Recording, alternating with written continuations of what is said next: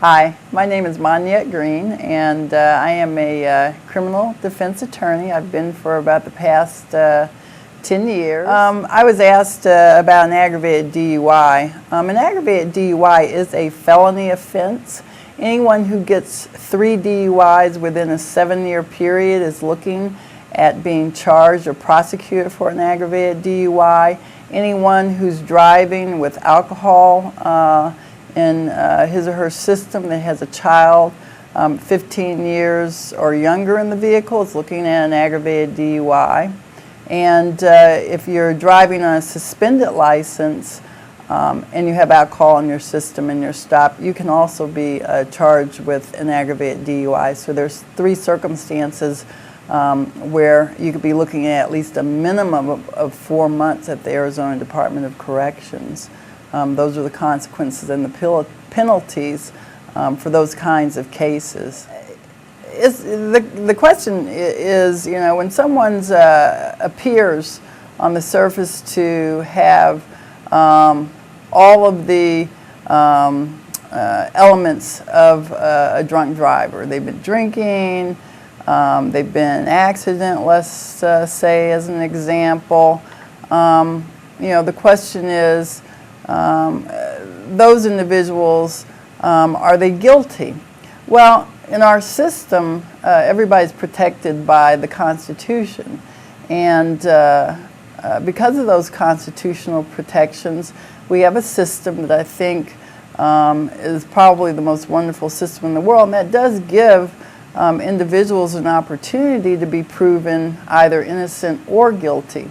To presume or make a presumption that someone is who's been drinking and driving is automatically guilty really is not the system that we're under in this country. Our system requires that certain elements of a crime be proven, and it is not against the law for someone to drink and drive. What is against the law is for someone to drink and drive and to be impaired to the slightest degree while they're drinking and driving, and to have a blood alcohol concentration over the legal limit of 0.08. People can exhibit signs and symptoms of ingestion of alcohol or impairment, but there may be other reasons for that. There's evidence that's collected by police officers in investigations, and as a defense attorney, my job is to review all of that evidence and to assess for my client whether or not the state has a strong case, a weak case, or no case at all. And in many instances, the state isn't able to carry its burden of proof, and as a result of that, people are found to be not guilty or a case is dismissed as a result of that. And I had a case very recently that got dismissed because, for example, an officer who wrote the report failed to show up numerous times for defense interview. So much, there was just so much concern about that on the court's part that I filed a motion to preclude the officer from testifying, and as a result of that, the judge did preclude the officer from testifying, and that case did get dismissed. That's not the norm, it happens, but the state has a burden that they have to carry. That includes officers appearing to do interviews and to appear for trials. In cases where we have what we call the DUI task force, where they're out in numbers on holidays, looking for drunk drivers, are they effective? I think the question really becomes not so much whether they're effective as to, are we really providing the appropriate resources to our communities to really combat people who drink and drive? In my estimation, we're not doing it the way it should be done. I don't have an answer per se for how it should be done, but I do know that with the recent increase in consequences, including higher fines, more jail. It doesn't seem to be working. Many of the cases that I see now, people are driving with blood alcohol concentrations at least 2 to 3 times the legal limit. So in my estimation, the education needs to be there. Fines don't seem to stop people from drinking and driving, and increased jail doesn't seem to be stopping people from drinking and driving. I think education is an important aspect of what we need to do, but I think we need to look at our system and determine whether or not our communities are really being served with the current laws. Should they be harsher? Should they be less harsh? Maybe people should do community service. Maybe people should be given an opportunity to spend time with perhaps a victim who's been impacted by someone who's been drinking and driving.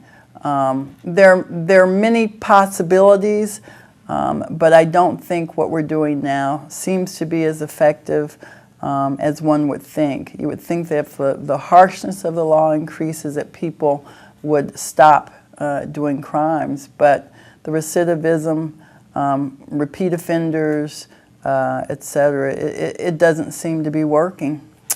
It really doesn't. Who bears the burden of costs for collisions? Individuals who don't have licenses, who are driving on suspended licenses. The way I see this is, and I'll give you some figures.